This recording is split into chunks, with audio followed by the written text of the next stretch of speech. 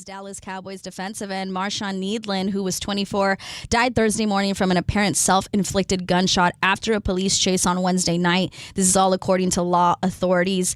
The Dallas Cowboys have a bye for Week 10, which kicks off later today with Thursday Night Football, as the Raiders will be taking on the Broncos at 8:15 Eastern Time. Colts' new cornerback Sauce Gardner has cleared the league's concussion protocol and is expected to play in Week 10 against the Falcons. Some of the players that resume practice today include Bills running back James Cook, Panthers running back Rico Dowdle, Lions right tackle Penei Sewell, and Colts wide receiver Michael Pittman Jr. In the NBA, Clippers will be without James Harden tonight due to personal reasons, and Kawhi Leonard because of his ankle injury as they face the Phoenix Suns, but Bradley Beal will play. LeBron James, who's been dealing with sciatic on his right side, has been cleared for contact and will be reevaluated in 1 to 2 weeks. I'm Ansi Bolaños.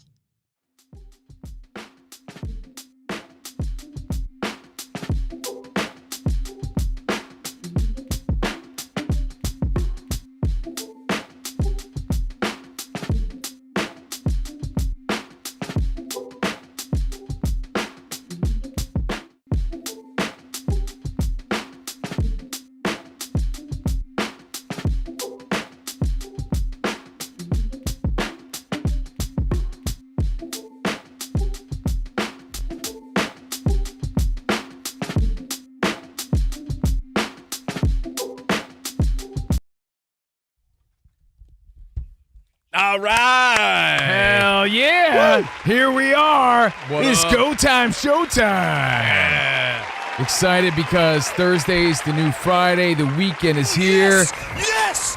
Yes is right. And not only is it Nudie Magazine Day, You said it. it's an overpromised Thursday, which means our bonus pod debuts today, right after our show. Everything at Covino and Rich FSR on YouTube. You could also join us live, chat live, and be part of the show. And you can chime in later on when we go old school, when 50 hits. You said it's Nudie Magazine Day. We pay tribute to the Sandman in a Oh, way. yes. Because it's the anniversary of one of his movies. Oh, yes. Oh, yes. We got Luca.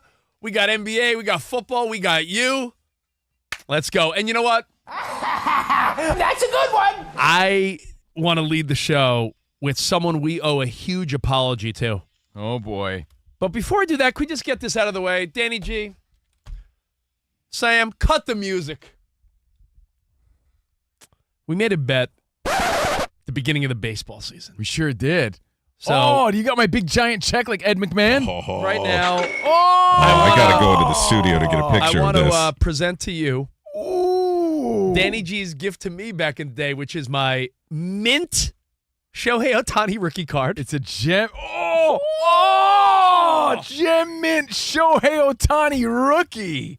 Look at And- that. All right. 2018 Topps Holiday. Look at that. Celebrate. And on top of that, let me do what old people do. Don't they lick their thumb when they count money? Oh, hand it 1, over. 2, 3, 4, 5, 6, 7, 8, 9, $10,000. Get out of here. Pay that to his money. That's right. Hey, I'm a man of my word, and thank you for giving me a good deal. Lannister always pays his debts. Dickie Davis also pays his debts. Yeah. He owed me $2,100 total because of the Yankees-Mets bet. The Yankees had 11 more games over the Mets. I know. So I said, you know what? Give me that Shohei card and the cash money. All right. Hey, what a way to cap off a magical season. Thank you very much. And maybe, just maybe, I'll give you a chance to win your son's inheritance back because this Shohei Ohtani card is going up with a diamond, with a bullet. Thank you, Danny G. Thank you, Shohei Ohtani. Now, we're Covino and Rich. Look at that. Oh, wait. And we're broadcasting live from the Fox Spot Sports one, Radio yeah. studio. If you miss any of today's show, you want to see the card. There you go. You want to Hold it still. Spot's trying to find. You want to see the card. Again, search Covino and Rich FSR on YouTube. Remember, you're a TV show now, too. I know. And just search Covino and Rich wherever you stream your podcast. Rate it 5 stars. So thank you very much. All right. Who do we owe a big apology to? Let's get into it. Let's get this show going. Everyone in the sports world, especially NFL fans, should say, Sean Payton, we are so very sorry. Mr. Payton, we were wrong and you were right. I thought about this on the drive-in today. We got the Broncos versus Danny G's Raiders tonight. And as Covino said, who's in control of the AFC? The horsey teams. The horsey teams, man. Colts and Broncos. Yeah. You never realized that Peyton Manning played for the horsey teams? He's a horsey type of guy. Yeah. And he loves Sex in the City. Sarah Jessica Parker, right? Yes. And as we stand today, the horsey teams, Colts are 7-2, Broncos are 7-2, and it was a few years ago when Sean Payton took over for Nathaniel, I can't quite hack it, for the Denver Broncos. And if you remember, Payton... I call him Nathaniel, that's my buddy, Hackett. Oh, yeah, okay, that's a good one, too. I remember... That's for the old guys. No, good one, bro. Buddy Hackett jokes. That's for the old guys and Sam, because Sam's an old soul. Yeah, I love Buddy Hackett. Yeah, she. So, he leaves the Saints after an NFC championship run. And everyone's saying, man, Sean Payton's walking away from that. I guess it's over. Takes a year off, if we remember correctly.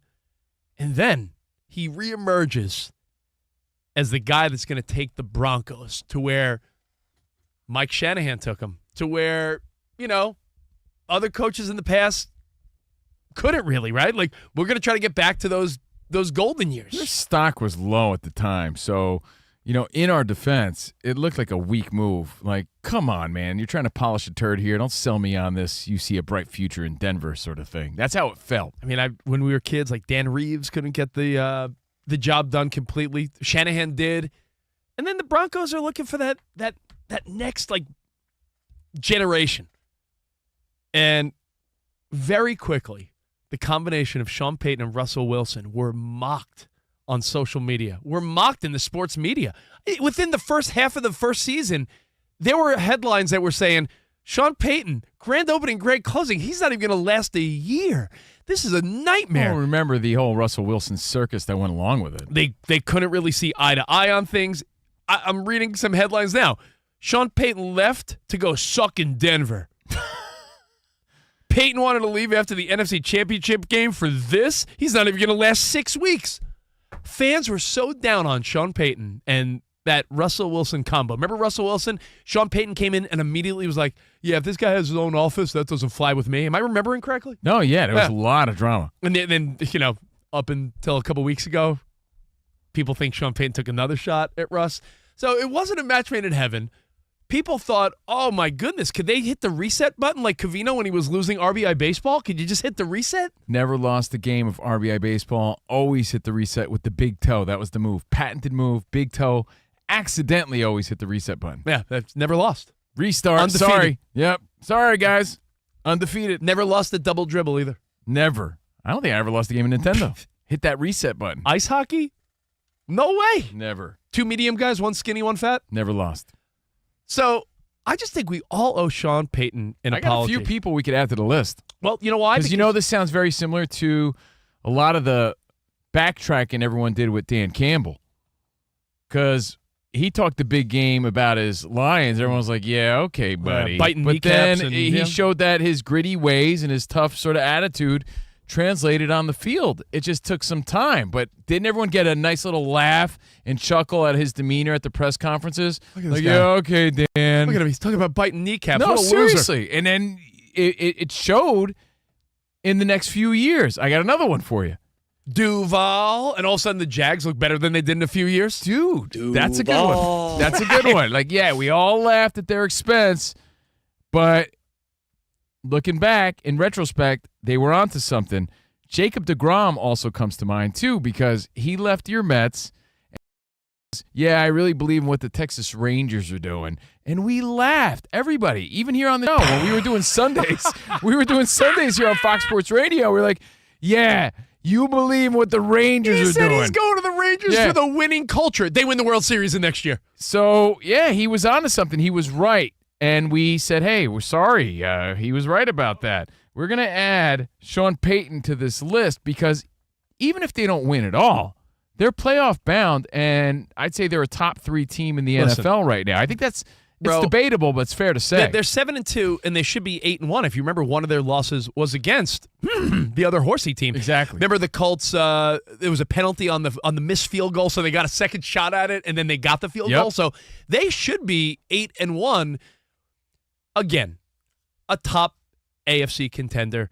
And just 2 years ago, the headlines were that Sean Payton's a disaster. Denver made a mistake. What are they doing? People were laughing and mocking. And it just lends itself to two thoughts I want to bring up here. Number one, we want you guys to hit us up. Who else deserves a sports apology? We're sorry. Who else deserves a little, we're sorry? Not sure what happened there. And the other layer is, this just goes along with the narrative, Danny, that we've talked about for years on our show, right? People's lack of patience. And I get it. I ordered my son a Mookie Betts jersey. Dad, when does it get here? Oh, buddy, it was like a Wednesday. I said, I'll be here Friday. Friday? I'm like, yeah, that's like in 48 hours. What, do you want it to show up like now? This goes back to the very famous Ronnie Chang bit that we quote often here on the show. Ronnie Chang says we live in a prime now world where we want it now, prime now. We want to order, click the button, and then hear our doorbell ring and have it on our doorstep immediately. We lost patience. Prime now. I don't want it tomorrow. I don't want it Friday. I want it now. And that's really how it is. We want instant results. I want everyone in this room to admit this. Monsi, I'm talking to you as well. Have you ever clicked on something you're buying on Amazon, and if it's not next day, you're like, what? Yeah. Oh, yeah, you go with a different brand. It'll be there on time. It's not going to be here. It won't be on my doorstep within 12 hours. I need it to be like 2 days. 2 days is my max. Maximum, yeah. Max. And if not, like Danny G said, I'm looking for another option. Yeah. You might not even need it. I know, but then, I want it. I want it in my possession, so I don't have to worry about it. It's the culture we live in. And you know what? Here's another example. Yeah. It affects not only us as adults, which is crazy.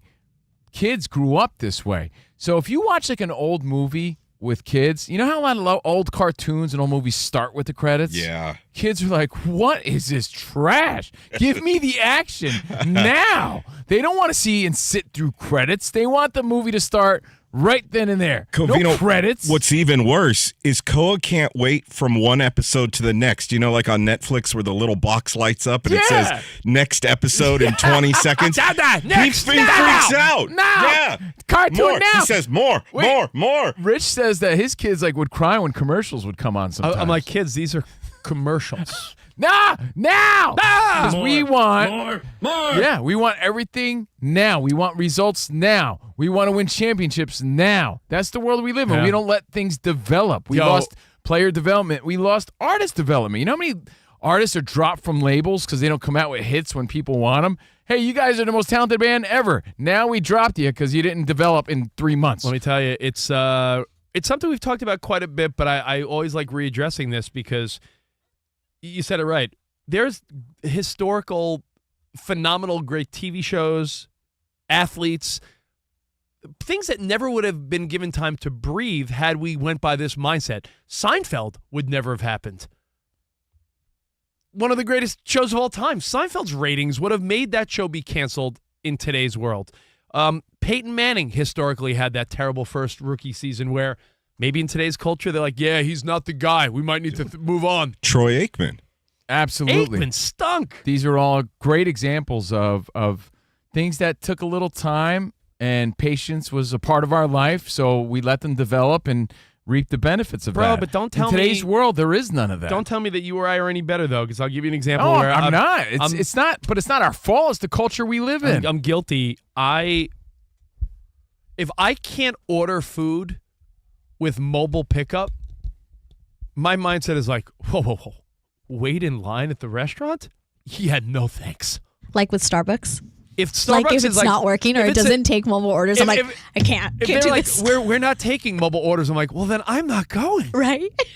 I'm the same way. My God. By the way, have you got your barista? Barista? No, your barista. No. What is that? I'm telling you now, not because I think everyone would want one, but you'll remember I said it first. Okay. Today is the first day they're doing Christmas drinks at Starbucks, like all the peppermint and gingerbread. All I that. ain't about that life. There is a Starbucks collector's cup that's in the shape of a bear with a little knit cap on, and they're saying this thing's going to be like $500 online. Like people are selling them out everywhere. So I'm here for the barista. yeah, so there's the barista. Well, if you get one, and then you can make your money back that you just gave Covino. So Yeah. I'm gonna. That's my new. You know what? I'm going to use my $1,000 and buy a few of them right now. Covino's gonna hoard baristas like he did Tickle Me Almost in the 2000s. That's right. I'm going to have them already online. So is there anyone else we owe an apology to? A la Sean Payton style. Because in retrospect, he was onto something, and he was right. We were wrong. Not we, the show. We, everybody. I got one. Nobody saw that. Every interviewer, late night, and news shows that. Do you ever see these old interviews where people mock Bezos? They're like, Amazon, you sell books and you're in debt? How's this going to work? And he's like, well, it's a business plan. And he was like mocked. Well, it's funny you say that. I'll tie it back to sports. There's a very famous clip of Conan O'Brien, who I love, by the way. I think Conan's the best. He's sitting there talking to Joe Rogan, and Joe Rogan's talking about UFC and how he believes in it. And Conan's sort of like chuckling at him, like, yeah, you really think it's going to take off, huh? The fight game? Yeah, really. It seems pretty barbaric. I don't see that happening. I don't know. What do you think, Andy? And they all Conan. laugh. And Joe Rogan's like, no, this is the next big thing. Turns out he was right. Well, if you want to do late night, then we have to remember when Michael Jordan was on The Late Show with David Letterman. And Letterman held up the first OG Air Jordan, and he's like, this is hideous. Who's going to buy this? And Michael Jordan chuckled. They all had a good laugh. Yeah, David he said he didn't Letterman- like the color. Yeah, I was going to say, he Yeah. mentioned the colors, and because, thinking back, sneakers were boring looking. They were, and mostly track sneakers and old school like Converse and things like that. That red and white. What are these, clown shoes? Yeah, it looked weird, but to a kid back then, it looked amazing. So he was wrong. Jordan was right. This Payton thing, this Sean Payton thing, is a modern day version of he saw something that no one else saw. You could say he got lucky. You could say, Bo Nix helped this narrative. But either way, it turned out that we owe him an apology because they're playing great football. And who are we adding to the list? And the other part of the story, guys, is the patience that's involved in this. Yeah. We don't let players develop. We don't let things develop anymore. It's just not the world we live in. We expect immediate results. I mean, it doesn't always work. I mean, we've been trying to trust the process in Philadelphia for a decade now. Yeah. But let's think of those examples of a coaching decision, a personnel decision, something where at first it was mocked or made fun of, and all of a sudden you fast forward and you're like, no, that actually was brilliant. J.J. Redick. Look no further. Oh, that's LeBron's podcast, boy. What a joke.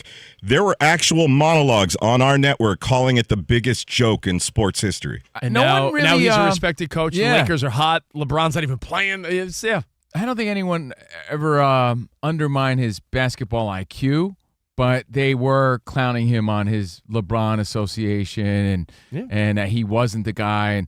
And now they're great. They're playing great. Yeah, it was without just LeBron. a homie hookup. Yeah, homie hook. Exactly. Yeah.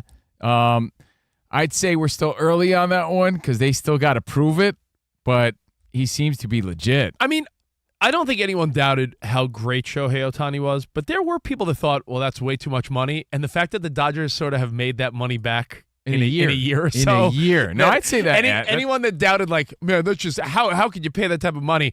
They deferred it and they already got it back. So, like, that was, a ridiculously good decision. You know who we might someday owe an apology? I'm just thinking of people that got a lot of criticism and, we're still on the fence about. When Tom Brady got in the booth, he garnered tons of criticism, especially because of he pushed Olsen out. We're comparing him to Olsen. We don't know how good he's going to get, a few years from now, and we're going to look back and say, hey, remember how everyone was so hard on Tom Brady? The dude was just starting out. We don't give people time to develop. I think Jeter gets some of that criticism now, too. We just saw it in the World Series and the post games. It's like he's not a broadcaster. In a few years, he's probably going to be a lot better, and we're going to say, hey, we're kind of hard on the guy. It was his first few years doing this. Maybe he could order a personality on Amazon. I think Maybe Tom we'll Brady's a good one. I think Tom Brady's so competitive that a few years from now, we're going to look back and be like, yeah, we were hard on him. I mean, he had never done it before. He's great now. How about Nico Harrison? He traded away a fat that's Luka. a good one. That's a real good one. Wait a second. Oh, I mean, but we don't know that story yet, right? Like, Oh, well, they're playing. Yeah. They're Well, playing kind of bad Luka- right now, but they got flagged. They got some potential, but they're not scoring good. They're not scoring a lot. And I was going to say, I mean, obviously Luka trimmed down and got in shape, and he looks like an MVP candidate at this point. What's the stat that came out today that Luka has more points per game than Davis and Flagg combined? Combined. oh, you know what? Speaking of Tom Brady, you missed the more obvious one. I'm not saying you did. No, go ahead. Our buddy Mauser hit us up listening in Kentucky. What's up, bud? Hey, buddy. He said Tom Brady going to the Bucks was mocked as like, that's where you're going? That's a good one. For real. You leave Belichick and your dynasty to play for the Buccaneers? Because remember, it was like that felt really weird at the time. There were other landing spots that felt at the time better, but looking now, you're like, well, he did have great personnel and everything. But you know what? Tom Brady going to the Bucks was mocked. Guy wins a Super Bowl.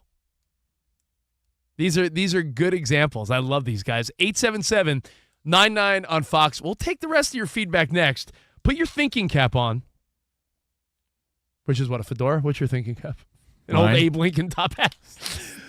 Put on your thinking cap and let us know I got a Travis Matthew on. What athlete, what musician, what notable figure, who was mocked.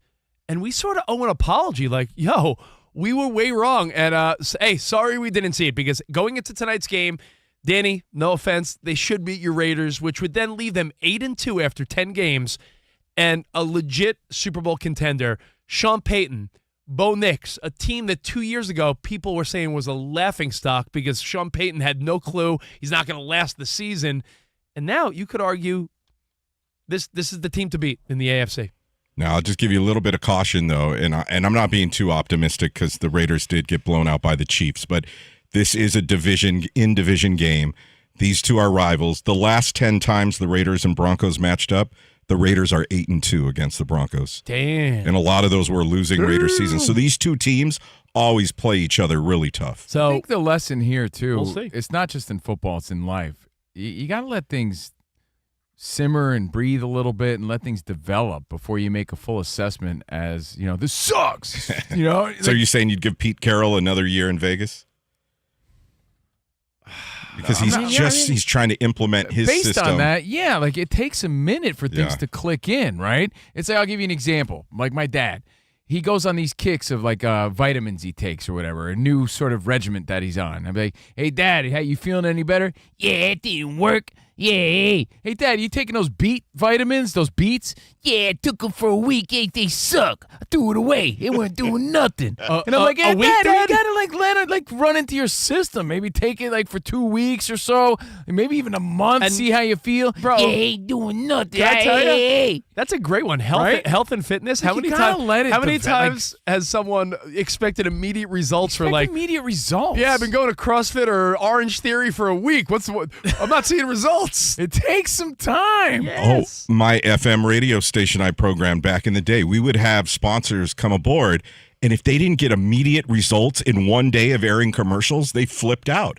And I remember our general sales manager always used to tell them, give them 3 weeks. Please give the listeners 3 weeks to hear about your company. But not only that. I got it, guys. Rome wasn't built in a day. You like that one? Wait, did you come up with that? Yeah. You like that one? Wow. Write it down. That's a good one. Write it down. Remember it. But Danny, the radio one's a great example because when a new morning show, let's say, takes over or they flip a format, they always say, give it a year or so. You got to give it, they always say 2 years is the magic number. Like give a show or something 2 years because you can't expect something to come in, a coach, a format change, a new show, a character. Like wasn't Arrested Development another example of a show they thought was a failure? Dude, Family Guy, they pulled the plug on Family Guy. You know? Again, when you give things a chance to grow and develop, you get the results that you were hoping for. Not all the time, but you'll never know if you cut the cord too soon. So we say, Sean Payton, we're sorry. Sorry, buddy. Looks like you were right. Sorry. Sorry. Your examples next here on Covino and Rich. Fox Sports Radio. Thursday. Let's go.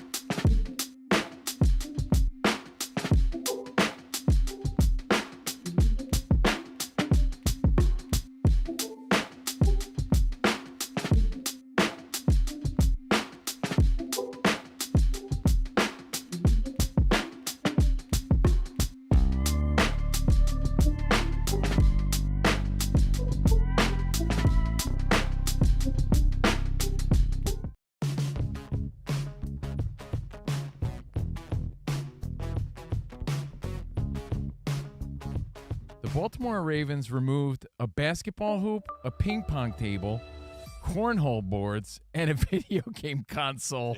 It was like Pee-wee's Playhouse in there. Not Pac-Man. They had a full-on playroom. Did they get rid of Globey? Yeah. Cherry, no. They removed the gaming consoles all from the locker room.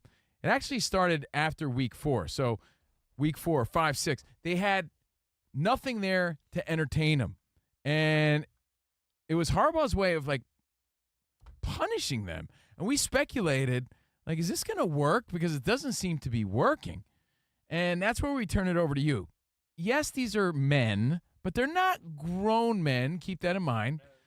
But you don't want to treat them like children either. Like, hey, you guys get no toys. But now we're talking, hey, things may be turning around. He had a nice win over the Bears, 30-16. The coaching staff, including John Harbaugh, deny that they were the ones that made the decision to remove this stuff. Veteran players are saying it was their decision. Okay. But fair enough. The story was that Harbaugh, yes. right? Well, he was part of the story, and his image is there, so we're led to believe that it's their call, the coach's call that did this. You know, what are your thoughts on that? And it's not considered punishment. I guess you could say it's consequence, or, hey, we got to get our head in the game, we got to focus. You know, or do you look at it like a punishment? And as a kid who was never punished, big shock, I don't vibe with that, man. You know, people need to take accountability and be accountable. But at the same time, you need to try everything to see if it works. What are your thoughts? Do you think you could punish grown men, well, not grown men, just men, and get positive results, or more resentment than anything else? I don't think an old hard-ass type of vibe works with everyone, but if the veteran players that have been there, Danny G, I'm talking about the guys on the Ravens that have been to AFC championship games, guys that have seen what it's like to make a postseason run. If those guys are telling the young cats, yo, time to stop all this horse crap. Like, well, you know what? Let me play devil's advocate. I'll be Keanu Reeves. So, because he's in devil's advocate. Yeah, I'll don't believe in chemistry builders? Is that what you're saying? So when you're just sitting there, then what do you do? What do you do? All right, I'll play devil's advocate. No. All right, who are you gonna be? I'll be Al Pacino. Okay, fine. You think ping pong's the answer? You know what? I'll show you big time. I'll show you ping pong. I do, and I'm glad you said that, because let me take you back again. Yeah. When I first heard this story, Yeah. I thought to myself, well, this isn't going to work. And it turns out that, hey, they won yesterday, and Jackson's coming back, and maybe. When I first heard this story, I'm like, you're punishing these young football players? That's not going to work. This is the opposite of what's going to work. That's counterproductive, because when you take it back to our early days of broadcasting in the early 2000s, we had a ping pong table in the lobby of Sirius XM.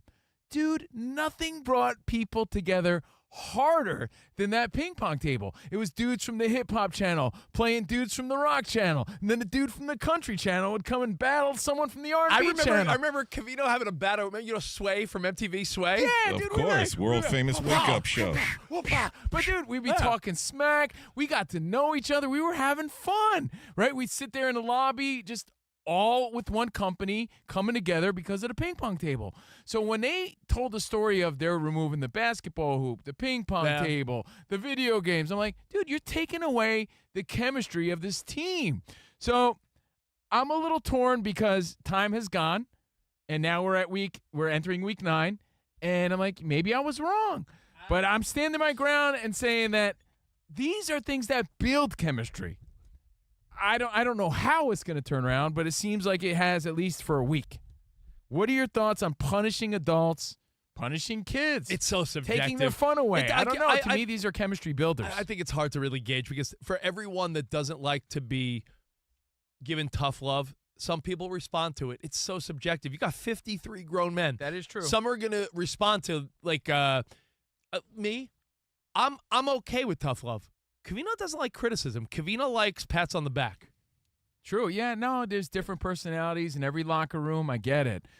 But I think those things are what build friendships and build trust and build camaraderie, and that builds a winning team. And you took all the fun out of that locker room to make a point.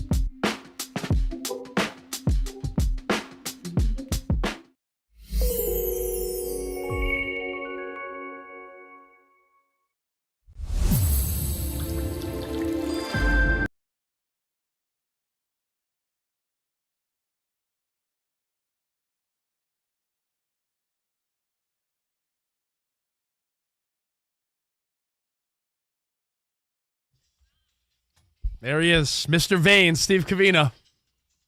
Leave my vein out of this. I mean, what's up, Sam? What up, Rich? What up, Danny G? What's up, Matt Khalil? Hi, Covino and Rich on FSR. With Monty Bolaños with your updates in about 9 minutes. And remember, every Thursday, Old School when 50 hits. We throw it back and reminisce with you. So let's get involved at 877-99 on Fox. Right now, we're just on our apology campaign. We're saying to Sean Payton, we're sorry. Hey. And when I say we, I don't mean our show in particular. We're saying we, the public, because everyone thought this dude was full of it. Like, yeah, you're going to turn the Broncos around and you're going to make them playoff contenders. At the time, it was the word glim? Glub. It was not looking good. How about that? With all the Russell Wilson stuff. And again, they turned it around. What is it? Glib? Isn't that what Tom Cruise said to Glib. No, he called Matt Lauer glib. Glib? It was looking What does kinda glib mean? It was looking glib. Grim? I don't think it was Grim. Grim, I think. Yeah, it was Dim. looking grim. Dim. Grim. It was gloomy. Dim. Some G word. I Gloomy. don't know. But it turns out he was right because they're good. And there's lots of examples. But the other side part of the story is patience. Yeah, someone once told me he or she who can master That's pretty good. patience can master anything. There you go. He or she, Just you hear a that? little patience. If you can master patience, you can master anything. Sometimes things take time to develop, but in today's world, we don't have the patience to allow that to happen. We don't have the time. We want results right now. If mobile especially orders, in the world of sports. If mobile orders down, you pick another store. If Amazon says it won't get there by tomorrow, you panic and say, "But what will get here tomorrow?" Well, everyone needs a deep breath, man. What did the traveling Wilbury say on a Throwback Thursday? It's going to take time. A whole lot of precious time. It's going to take patience. In and our time. defense, Rich, a couple of our favorite teams, we've been patient for, 35 years? Yeah, That is true. That is true. People say, "Rich, you're a Mets fan." I said, "I'm very patient." It's a sign of good character, I'm very yes. patient. My kid said, "Dad, the Dodgers won. When was the last time the Mets won?" I'm like, "When I was your age." Dad's very patient. It's going to really feel good when it happens. All right, let's go to your calls. Who deserves an apology a la Sean Payton? Because we are just not patient. You said Dan Campbell's a great example. We make Jacob fun DeGrom, I said. Yeah, we make fun of certain people, and they get the last laugh. But What's it's the up? truth, though. Looking back, you did think Dan Campbell was a clown. You did. You're like, yeah, whatever, dude. You're just another rah-rah guy thinking you're going to bring the Lions to glory. And, yeah, he did. He turned it around. They bought into his mindset and mentality. So, sorry. Cole, Florida. What's up, bud? Hey, what's going on, guys? Hey, buddy. Hey, man, I appreciate you taking my call. Love the show. Oh, no problem. Yeah. How about Ed Orgeron? Go Tigers. 2016 gets hired. Everybody thinks it's a joke. Man, this guy's a stupid line coach, coordinator. Tom Herman was the hot guy at the time. I think he went from Houston to Texas, and that was there. Everybody was praising that move. And then, 3 years later, Orgeron's, walking away with a national championship and maybe one of the greatest college teams of all time. And one of the greatest coach voices of all time. One of the best voices in sports of all time. All right, let's go to Joe in West Virginia. What up, Joe? Hey, Joe. Hey, guys, you stole mine there with Dan Campbell. I think he's clearly the most obvious choice. But what he really did was change the culture, and that's exactly what Detroit needed. They needed a coach, but they needed a dramatic culture change. Yeah, and it worked. At the time, we just thought, like you said, just another guy that's going to come in here and fail. That's how you feel about every quarterback that goes to Cleveland, right? Eventually, there will be someone. Yeah. That does it. We got hit up. I'm looking at our feedback at Covino and Rich. I'm sure it's sports entertainment, but when they make some of these moves, like John Cena turns heel, or remember Hollywood Hogan, you don't think there were people that are like, how stupid, this is never going to work. And it ends up being a really good gimmick, generates money, big pay-per-views. Like, there are times where, you know what? Speaking of which, when Logan Paul and Jake Paul first started boxing, I remember my wife, who I guess followed them on TikTok or Twitter at the time or Instagram, my wife's like, yeah, this KSC guy is fighting Jake Paul or Logan Paul at the time. KSI. He wasn't fighting the Barstool guy. He was fighting KSI. Yeah, not KFC. No, you know what? In fact, I owe Rich an apology because I remember Rich, here I am screaming out all these fights all the time, right? And Rich doesn't give a diddly squat about Virgil Ortiz fighting this weekend. Correct. And then he came to me one day and goes, I'm watching this Logan Paul KSI fight. I ordered it on YouTube. It was like $10. And I was like, what a dork. Was- All the fights I tell you about, and you're worried about this stupid fight. Now, like, these are big events. I said... You were just early on Yeah, it. I said to my wife, I go, well, who's fighting? And she told me 2 influencers. It's like, it was $9 on YouTube Live. And she showed me the little hype backstory about they didn't like each other. We watched, and I was like, yeah, this is sort of entertaining. And Covino mocked me. And it changed the fight And now game. what do we do? We look forward to what? Like, the guy ended up fighting, his brother ended up fighting Mike Tyson last year for the biggest Netflix live audience ever. Exactly. So you were wrong. And again, patience. We got to practice it. Things take time. What's up, Danny G? Some of us are still on a World Series high. Would you put Dave Roberts into this topic? Because during the season, he made such horrible moves that, you know, some of my fellow Dodger fans were like, he needs to be fired at the end of this season. Dave Roberts is a... I was thinking about him, Danny, yeah. He's won World Series playing and coaching. The fact that he gets hate boggles my mind. Yeah, the amount of criticism he got this season. I mean, for a guy, listen, I get it. Everyone questions their coaches and managers' decisions, whatever team you root for. Everyone thinks their defense stinks in football, and everyone thinks their closer stinks in baseball. That's baseball. We have the same complaints no matter who you are. Dave Roberts is accomplished, so I find it hilarious when there's so much criticism of Dave Roberts. Seems like a really likable guy to me. Yeah, no, he is the best. He is the best. I mean, I'm just telling, like with tour guests and stuff. Right. He is the best. And you would know that is not an act. You work for the Dodgers. Yeah. Yep. And Monty, some of the moves he made in the World Series, even his haters were like, oh, okay. Yeah, I hate the hate he gets because I think he's not the person to blame. That's really it, Danny G. Like, who shut up the haters? That's what we're giving credit to right now, and that's why we're apologizing on behalf. I would like to apologize to the Seahawks. I did not think that they were going to be as good as they are. You know, it's a good one because when I did my preseason, like everyone else did, I took a little look-see at the standings. I'm like, all right, the Rams I'm a Niners fan, as people know. Sure. I was like, the Rams and Stafford, they got some juice if they're healthy. That'll be the competition. I remember thinking, like, Seahawks and Cardinals will stink. Right. Yeah, I just didn't think they were going to be this good. And I think we look at the Seahawks still and think they got the leftovers of the Legion of Boom and Pete Carroll and all that. Meanwhile, they've rebuilt the whole good squad. You feel like Sam Darnold had some of that Jet stank on him still. Absolutely. And you know what he had in Minnesota. We're like, oh, that might be a fluke. But exactly. Now we're seeing other Yeah, ones. he was with the quarterback whisperer in Minnesota. Right. So you thought, yeah. All right, let's get one more with Scotty right here, and then we'll go to Monty for an update. What's up, Scotty? Hey, I'm going to take a little different approach here. Yeah. I'm going to say the whole Packers organization, every time it comes to drafting a quarterback. That's a great one because they've been, when they drafted Rodgers, it was like, how do you do that to Favre? When they drafted Love, look what they're doing to Aaron Rodgers. Every step of the way, they have done the right thing and have developed quarterbacks, but yet both times it's happened, it's been a mocked move. Well, I'll say... That's interesting. You're right about that. I'm on the fence about apologizing to Aaron Rodgers because I thought he was done last year. I didn't think he had any chance of being in any conversation this year.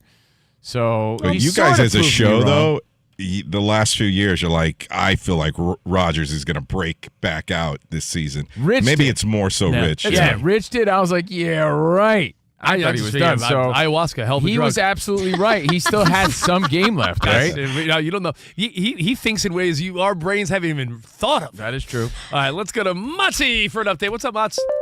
What's up, guys? Starting with the sad news of the NFL today. Dallas Cowboys defensive end Marshawn Needlin died Thursday morning from an apparent self-inflicted gunshot after a police chase on Wednesday night. These details are according to law enforcement. He was 24. He was a second-round pick in 2024, and during his last game against the Cardinals, primetime Monday Night Football, he recovered a blocked punt in the end zone for his first career touchdown. It's just when I saw that and I connected the dots on that, I'm like, this guy's living the moment of his professional career, and within a week, having some personal drama. Mental health's a hell of a thing. It really is. Yes. You know, talk to somebody. To take your own life within a week of having such a glorious moment. It's really terrible. It's awful. It is awful, and there's just really no way to transition out of this. But Week 10 of the NFL does kick off later today, and Dallas does have a bye for Week 10, by the way. But it's going to be the Raiders and the Broncos at 8:15 Eastern Time. Colts cornerback Sauce Gardner has cleared the league's concussion protocol. He's expected to play in Week 10 against the Falcons. Some of the notable names of players who resume practice today: Bills running back James Cook, Panthers running back Rico Dowdle, Lions right tackle Penei Sewell, and Colts wide receiver Michael Pittman Jr. Also, did you guys hear this? ESPN reports that the Jets turned down an offer from the Chiefs for running back Breece Hall because New York wanted a third-round selection, and Kansas City was only willing to offer a 2026 fourth-round pick for Hall. They wouldn't. That's ridiculous. The Jets would have given them Breece Hall for a third-round pick? Fire sale.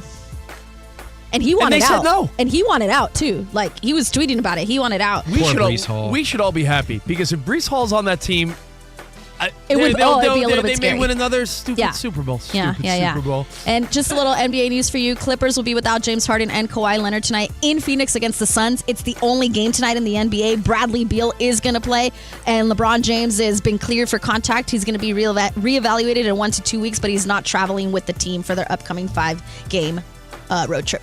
All right, back to you guys. Thank you, Monty. Any Terry McLaurin? No, it's not looking good. The last update a week ago was that he was probably not going to play Week 10 and that he probably wasn't going to play in their international game against, I think, the Dolphins in Dublin. So it's not looking good. Pearsall? I don't. Let me look that one Brock up. Purdy? That one I could. Oh, God. Thank you, Mons. We're going to go old school next. We do it every Thursday. And this one has to do with the Sandman. So if you're a fan of Adam Sandler and you're a fan of sports, we're going to combine them both. And we got some fun coming up here. Covino and Rich on Fox Sports Radio.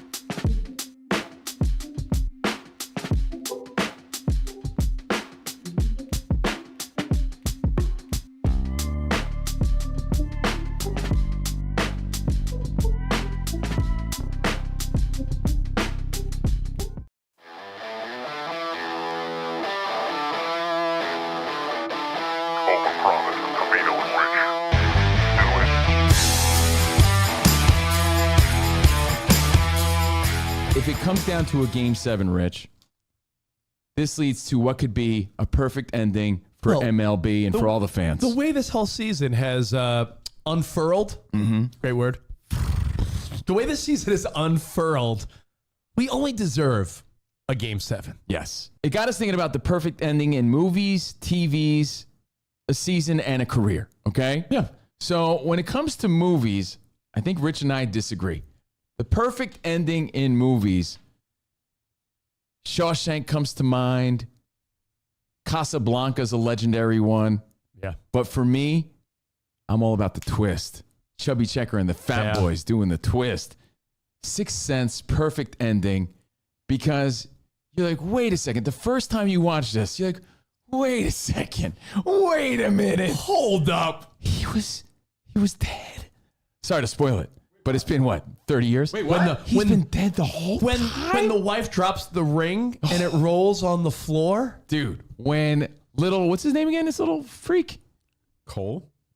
When Cole says... Haley Joel Osment? I mean, I know Haley Joel Osment. Yeah, Cole. But when Cole says, I see dead people. And you don't realize You're like, it's him? it's him? No, but you don't realize it's him. Dude, it's him Shit. the whole time. All right, so you're going to go Sixth Sense? Yeah. See, now do you want to go like happy fun time ending or like, I'm going to go with Well, you. keep in mind, it's spooky season. It's Halloween, All right, so I you know got what? Sixth Sense on the mind. All right, because I was going to say, there's movies from our childhood when Marty McFly gets back to 1985, when the Goonies realize that they put some of One-Eyed Willie's jewels in that little bag. We're not selling now. Or there's great endings. But if you're going to talk about like, ooh, creepy, weird twist, Usual suspects. Kaiser Soze, when he starts walking down the block and Kaiser Soze. and You know the what I don't limp, like about the this? limp goes away. Now we move on to TV. Yep. Again, Rich and I are going to agree to disagree. But these are all great answers. Okay. There's no wrong answers, right? It's what stood out to you. But for the most part, this is a controversial one because I think it's 50-50. For everybody that loved the ending, everybody hated it. But I think it was great, and that's what made it great. Got people talking. Sopranos, dude. I loved it.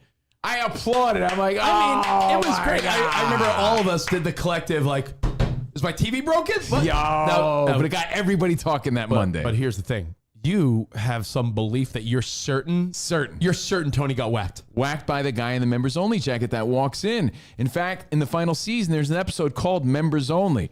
It was foreshadowing to what happened, but it went black and it left it to interpretation. And that is the beauty of it. Like, you don't know, like, but you do know. Right. And I love that. Right. It gives you chills thinking about it. For me, until they announced that there's a new season, I'm like, why are they doing another season? I always thought Ted Lasso was a great answer, but I'm going to go lighter than you. I'm not going like HBO, Sunday Night Show. I'm going back to our childhood. The way that they bookended this show, where the first scene of the show and the last scene were a replica of each other. Mm-hmm. Hey, yo, go away. Who's the boss? Tony Danza. Hey, The looking show- for a housekeeper. The show starts with him. I'm here to fund the job. I'm here to be the housekeeper. And then he falls in love with Angela and he knocks on the door. I'm here for the housekeeping job. Like, this is the perfect bow on a story. When it comes to greatest season endings in sports, what comes to mind? I mean, I'm a homer. I can't give you any answer other than down to their final strike, 3-run rally. I was a little boy. 86 Mets. 86 Mets, game 6, gets by Buckner, rounding third is night, and then on the next night, Jesse Orozco throws up the glove. I don't think it's landed yet. Dude, you know, That's the best ending. an amazing team, an amazing ending. I almost feel like the Mets made a deal with God in the heavens that day. Like, give us this, and you don't have to give us anything And ever. everybody, till this day, forgets there's still one more game. There was still one more game, but that's the Darryl one. hit a late inning home Yeah. run. Like, just a great series, but That's pretty much the ending right there. after a magical season. That's how the ending started. I'm going touch them all, Joe. Walk-off home run to win the World Series. 1993. The Blue Jays haven't been there since. And again, great ending for Joe Carter, for the Blue Jays. Sucked for Phillies fans Good and one, Mitch Stevie. Williams. But, dude, that's every kid's dream. That's the fantasy, right? Like, you're playing wiffle ball. That's the fantasy come to life. Wow. We had so much fun already. I could tell you what we're going to talk about on Overpromised. Ooh. I'm just listening to the tunes of Iowa Sam here. Oh, yeah. I was trying to figure out the tie-in, but you're right. The Sandman. Happy Oh, Gilmore. yes. Adam Sandler. when he makes that putt. So, Iowa Sam's on the ones and twos. Danny G's super producing. We're getting you involved now, 877-99 on Fox. But while I got your ear, Fox Sports Radio Nation, remember to tune in to Overpromised a little over an hour from now on our YouTube page, Covino and Rich FSR. We go live. We're going to be talking about good rumors in sports, a la Matt Khalil. There's some good rumors going on about that guy and what's in his pantalones. The ones that you don't believe and ones that you do believe. So we'll get to some crazy, weird rumors. We discuss who might be ass in the world of sports, plus bad tattoos and more on Overpromised. We do that at 4 p.m. on the West, 7 p.m. on the East. Again, join us live, Covino and Rich FSR on YouTube. And now we're live from the Fox Sports Radio studio, and it's time for our Tire Rack play of the day. Luka was on fire. He was fire as he led the Lakers' comeback win over the Spurs last night. 7-4-7, third quarter action. And the Lakers find themselves down all of a sudden by 5. Make it 2. Make it 2 on the 3 by Luka. The Don. Luke is on fire. He was on fire. A little bit of a cold night for Wemby, but hey, listen, it's a long season, and that was a great win for the Lakers. That's courtesy of Lakers television from Spectrum Sportsnet. They beat the Spurs 118-116. That is the Tire Rack play of the game. For over 40 years, Tire Rack has been helping customers find the right tires for how, what, and where they drive. Ship fast and free, backed by free road hazard protection with convenient installation options like mobile tire installation. All at TireRack.com, the way tire buying should be. And look at the time. Let's do this. There's a certain. Yeah! What we gonna do right here is go back. Back into time. Throwing it back for a Thursday. Old school when 50 hits. At 50 after, CNR give you the time capsule topic, and we reminisce together. Yeah! But by the way, speaking of old school, Danny, when you were watching the Lakers beat the Spurs last night, did it feel like, ooh, the Spurs and Lakers both good again, huh? Oh, it's nice to see. Right? They're good franchises. They're good for the West. Oh, Wemby fouled out, with like 2 minutes left? And wasn't the Lakers ran away with it. Mookie Betts cheering that on in the crowd? Well, the Dodgers, some of the Dodgers were there holding up the trophy before the game. Well, hang tight on that because we might discuss, does Luka even want LeBron back later on? But right now, we reminisce. We do this every Thursday. We get you involved at 877-99 on Fox. And, of course, at Covino and Rich at Fox Sports Radio on social media. In 1998, I graduated college. Timestamp. Old guy. I know.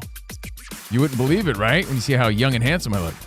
But I graduated college in 98. You look like Mario Lopez now, but pretty soon you'll look like George Lopez. Oh, man, I hope not. I pray every night. I pray every night. Please don't let that happen to me. No, I've heard this, Danny. In L.A., I talked to my Mexican friends. They say, one day a guy looks like a young Latino, handsome guy. Then all of a sudden, boom, you look like George Lopez. Oh, man. Happens overnight. That's why I pray. 1998 was a good year. Yankees won the World Series, swept the Padres. Scotty Brocious was the MVP. And one of my favorite movies, one of our favorite movies, sort of goes under the radar, but everybody loves it. Waterboy came out in 1998.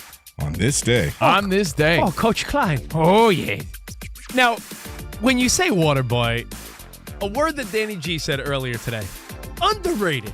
Now, underrated because if you were to ask me, who I'm a huge Sandler fan, one day I hope he's on our show, like his good pal Dan Patrick. I love the Sandman. Medulla oblongata. One of the few big-time guests we've never had on. I would love the Sandman.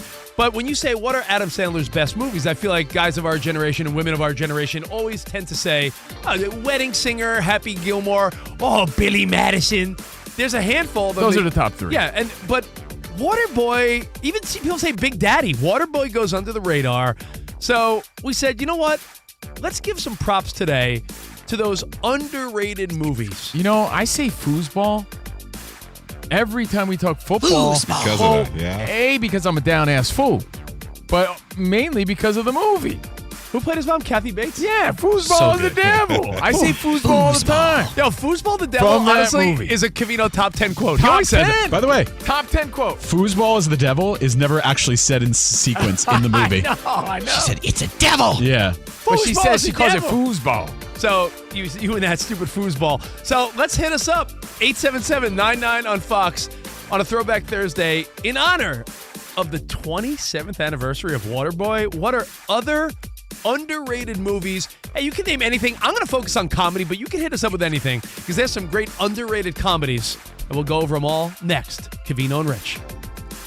Best tackler I've seen since Joe Montana.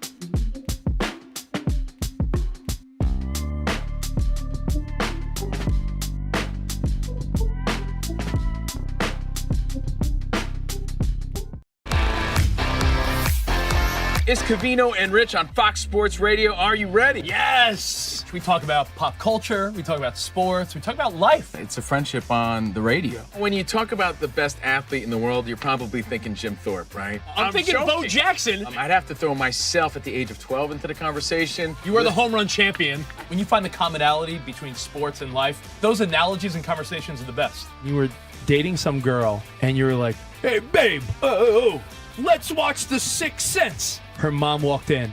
Can you believe he was dead the whole time? I wanted to get up. Well, slow down, Dana White. I don't want to say It's never boring. If the Chiefs win, Sorry, Patrick Mahomes here. What do you mean by if the Chiefs win? Our friendship is real. It's authentic. You can't fake the fun. we're the type of guys you'd want to hang out with at a sports bar. Best way to pick someone up at a bar? Yeah. Go up to a cute girl and say, oh, look at that bozo over there, and I'll point to you. We could make fun of each other, poke each other a little bit. I call him Blubber Lips, Rich Davis, because he never stops talking. He thinks he's the Mexican Fonz. Yeah. At any point, he's wearing a chain. You have a chain on? Always. Of course he has a chain on. That's like asking me if I'm wearing cologne right now. Of course I am.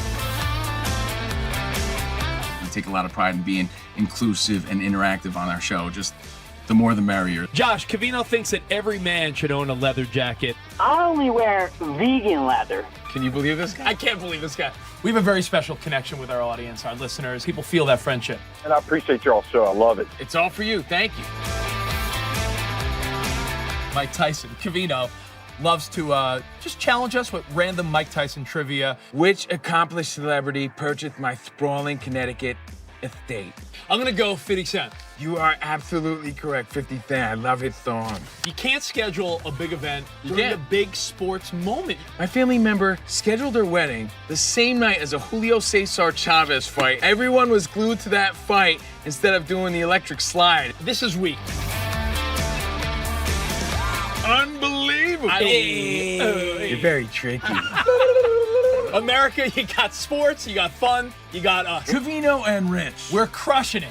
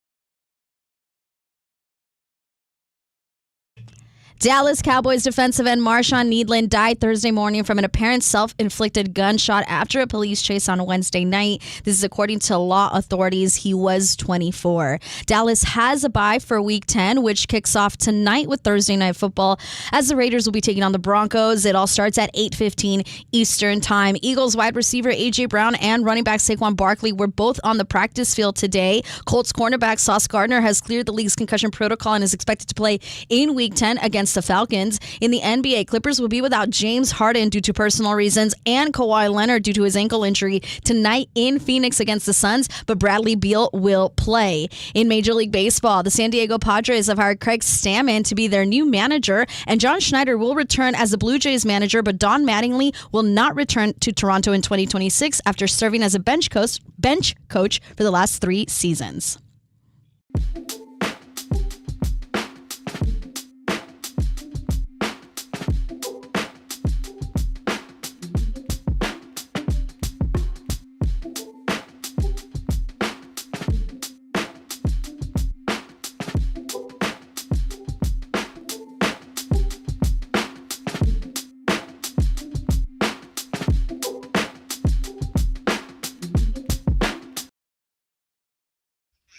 Oh, yeah. VIP in full effect. Word to your mother. I'm glad you bring up Vanilla Ice. Well, he's part of the conversation. I'll explain. Yeah, buddy. There's a method to this madness. Covino and Rich broadcasting live from the Fox Sports Radio studio.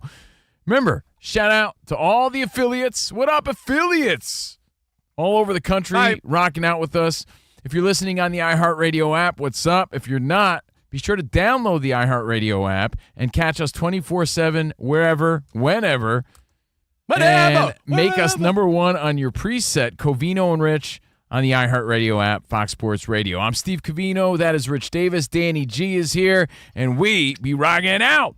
Now, we're also streaming live on YouTube, Covino and Rich FSR. We'll pull up the chat.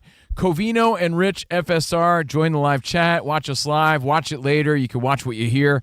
Iowa Sam's hanging out if you want to see his dance moves. Spot's manning the videos. And Monty's here. Everybody's tuning in now because Monty's here. Monty. But we get everybody involved. Welcome to the CNR Show Ensemble, which includes you at home and in the car and at work. Every Thursday we do Old School Win 50 Hits. So we'll talk NBA again, but right now we're talking Waterboy 1998. Came out on this day in 1998.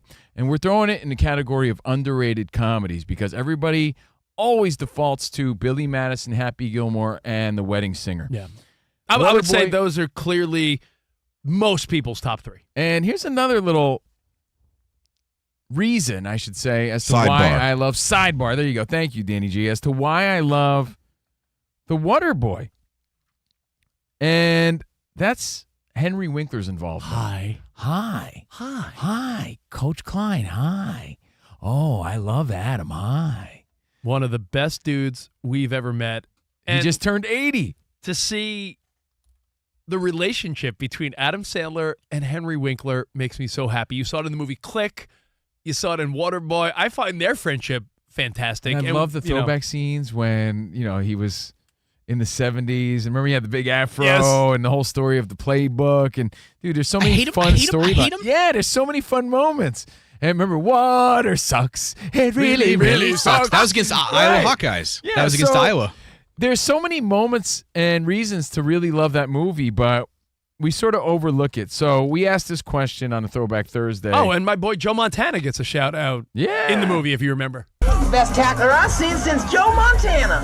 What are some other... Joe Montana was a quarterback, you idiot. Who are some other underrated I said Joe comedies? Montana. Underrated comedies. I said Joe Montana. Shows, maybe even music, because on this day, Danny G was talking about that Sidebar. Get this. This week, 30 years ago. 30 years ago. 30 years ago.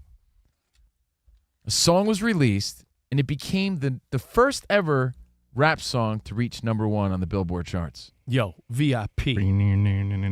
And people have the nerve to clown on Vanilla Ice. That dude changed hip-hop, whether you want to believe it or not.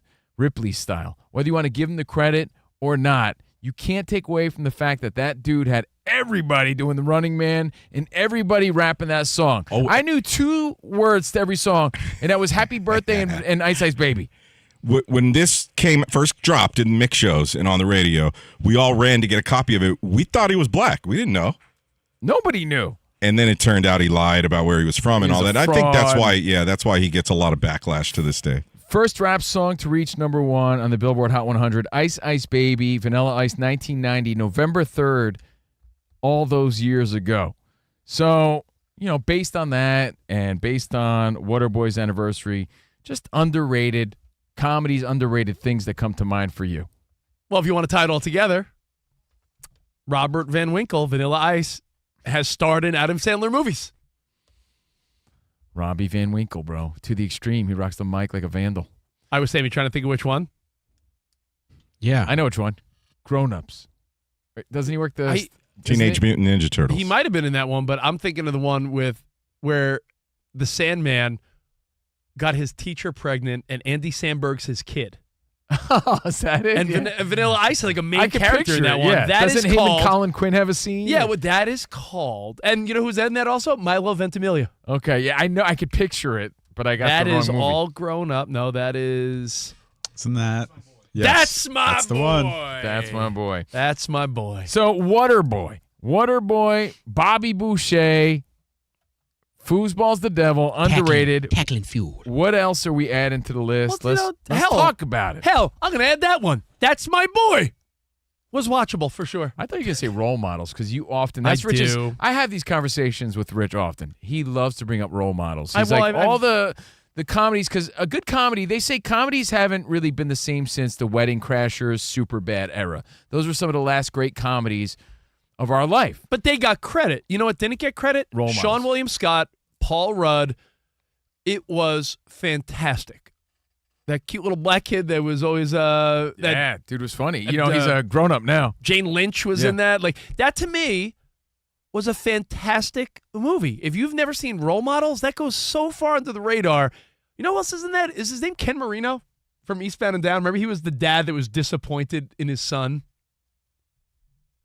I haven't seen it in a minute, so no, I don't. I'm not going to lie. But you know what? I could say, yeah. Well, McLovin played the son. Yeah. I remember. For a second, I thought Role Models was the one with Adam Sandler. What is that one? I literally just looked up Role Models because I thought it was a different one. What's that Adam Sandler movie with adults? Grown-ups. Grown-ups. Yeah. So, That's what I thought you were talking about. No, those are pretty rated. If you've never seen Role Models, Monty, honestly, it's like really. No, I've seen it now, but it's been since it came out. You know what movie? I think it's a sports movie that I think is underrated because nobody talks about it. And it's a comedy, but there's some serious undertones. Goon with Sean William Scott. It's a good one. I thought that was a pretty good movie. No one ever talks about it. It's about the hockey goon. You know, he's a hockey player. It's kind of funny. I think we're just fans of Sean William Scott. Good guy. Maybe. All right, let's say hi to David in Missouri. David, when we say underrated movies and even comedies, what comes to mind for you? Hey guys, thanks for taking the call. No problem. I got two quick ones. The first one, it just got removed from Netflix, and I never hear anybody talk about it. But it's Wet Hot American Summer. I laugh throughout every time. Yeah, I always see it. I always see it, but I never clicked on it. Maybe I will now. Okay. The second one I saw about 30 years ago. It was on Skinamax called 90 and Naughty. Ooh, sounds hot. You say 90 and Naughty? I've seen Wet Hot American Summer. That is a very funny movie. Gilf smut? Yeah, I don't know about that second one. I like the first this one guy's you was talking taste. about was great. Yeah, Wet Hot American Summer. Really funny, really good cast, really funny. Which movie. one are you talking about? Wet Hot American Yeah, Summer. you like that? Yeah, I like that one. Yeah, I Is haven't it seen the second one. is it a little? I feel like you like artsy comedies. Like you probably think. It's just it's. You I don't like know how to I feel like describe it. It's got a great cast. Paul Rudd. What I'm saying, yeah. like I was saying, I feel The like guy you're from cut. Law and Order. Bradley Cooper's in it. I feel It's like like you're smart humor. You're cut from a Michael Cera cloth. It depends. It depends. Which I find funny. All right, let's go to Josh in What Ohio. cloth is that? Like a polyester? Yeah, I think so. like a All right, who do we got? That's Josh. Hey, Josh, you're on the show. Hey guys, happy Thursday. The same year, 98, it was a great year for comedies, but Brendan Fraser sold his soul to a hot Elizabeth Hurley and became an 8-foot basketball player, but with not all his equipment in the movie Bedazzled. Dude, the scene where he sees the sun Bedazzled. and he's or when he's the Spanish guy, that whole movie is really funny. You guys always joke about when he starts crying. Yeah, and on a side note, it's so been announced beautiful. he's gonna do a mummy. He's gonna do another mummy movie. Mummy 4. Yeah, with Rachel Weisz. So there's a nice little comeback for him. But yeah, I agree Bedazzled's that hilarious. Bedazzled's really funny. I agree with you. That's a really funny underrated movie. There's a movie that I think is fantastic. I'm going to throw it out there. And by the way, I have a rule on this topic.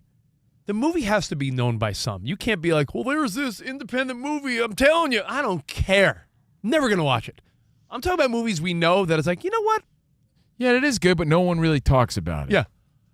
Covino can mock me all he wants. There's a movie from the spot I know you know, late 80s, early 90s. Jim Belushi. He's a baseball player that strikes out in a big game.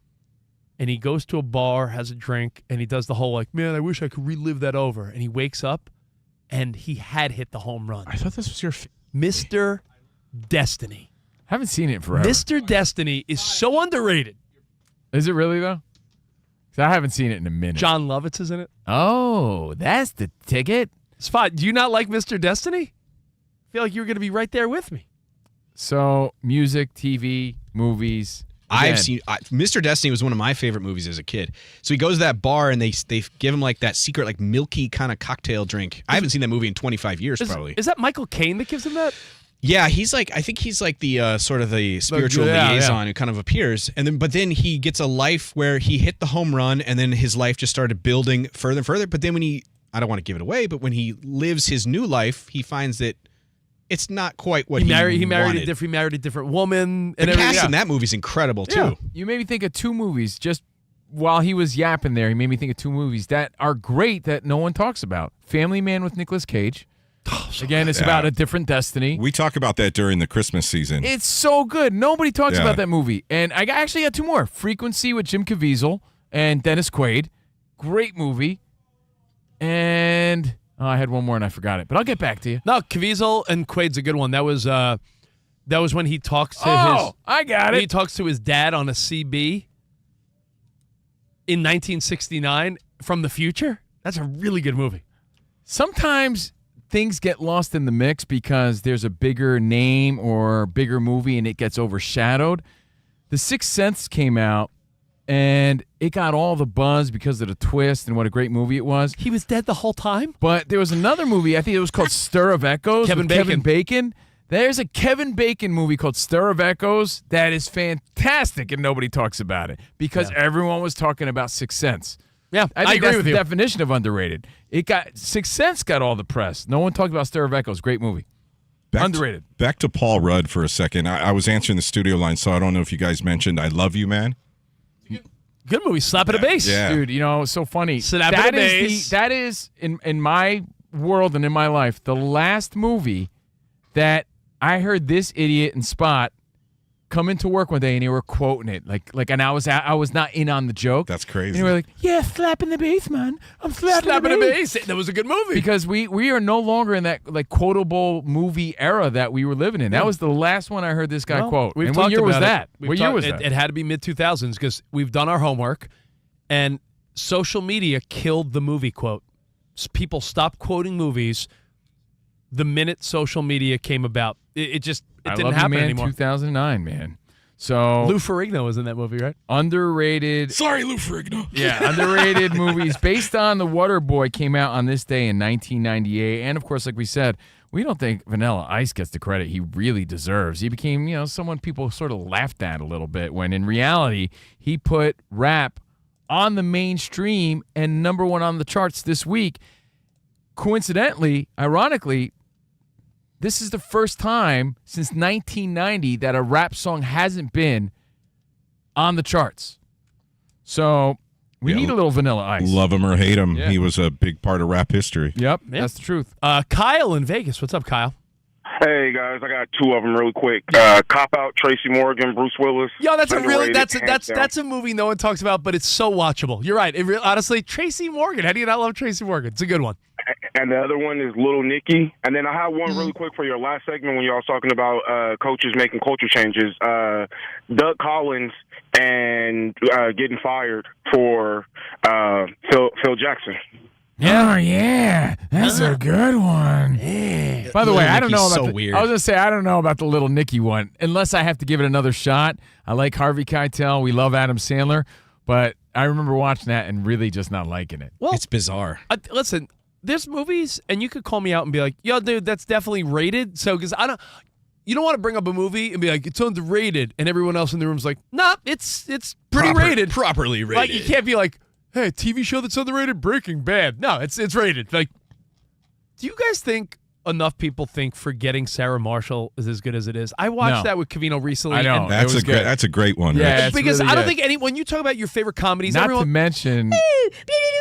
Right? That's what she does, the little British accent Yeah. to like, oh yeah. I did not love that movie. I'm not even a big Mila Kunis fan, I but love that she movie. was looking dynamite in that movie. Yeah, Mila Kunis, and I like Kristen Bell Yeah. and Russell Crowe and Jason Segel. I just think that it's We took it for granted back then. Yeah, I think it's underrated because when you talk about your favorite 2000s movies, Russell Brand, by the way. what I say, Russell Crowe? Yeah. In my mind, Russell Crowe's in that. No, Russell Brand. Are you not entertained? So when you talk about 2000s comedies, people will say, Wedding Crashers and Superbad and The Hangover. We name the same one. So I think if it's not in that, they always get named. I think we took that one for granted, and you watch it back now, and it's really, really funny. I actually enjoyed it. I watched it with Rich recently, and I was like, yeah, this is way better than I remember. I feel that way about a band, actually. And it's a band that's rated, but I think they're very underrated. And I think because we took them for granted. They were a super group, so people are like, yeah, whatever, super group. But I wish we had more Audioslave. If you're a rock fan, the thought of Rage Against the Machine teaming up with Chris Cornell, when you listen back and you hear their songs now, you're like, man, I don't know if we cared as much as we should have, because they are that good. They were that awesome. But no one brings up Audioslave as their favorite band, but they're phenomenal.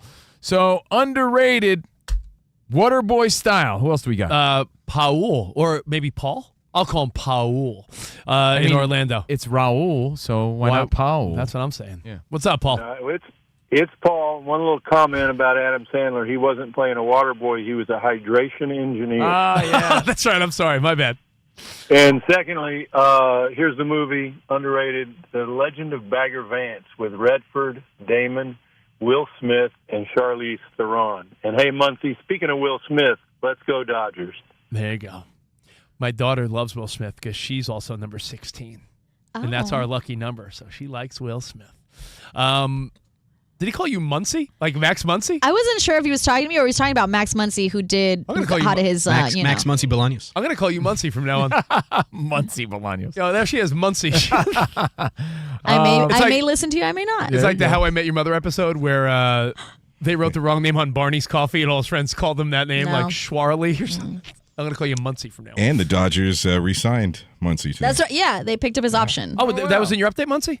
All right, let's go to Joe. Joe, you're on the show. Hey, buddy. Hey, guys.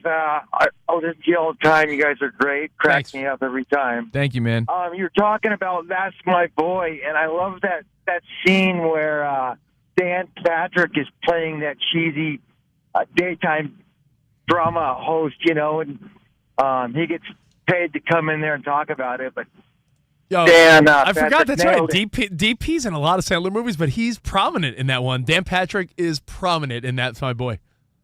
Can I share a quick trivia fact about the Waterboy? Yeah. So our very own LeVar Arrington was the inspiration for the linebacker he plays. You remember he jumps over the line to sack the quarterback? Yeah. Adam Sandler and LeVar Arrington spent time together while preparing for the role.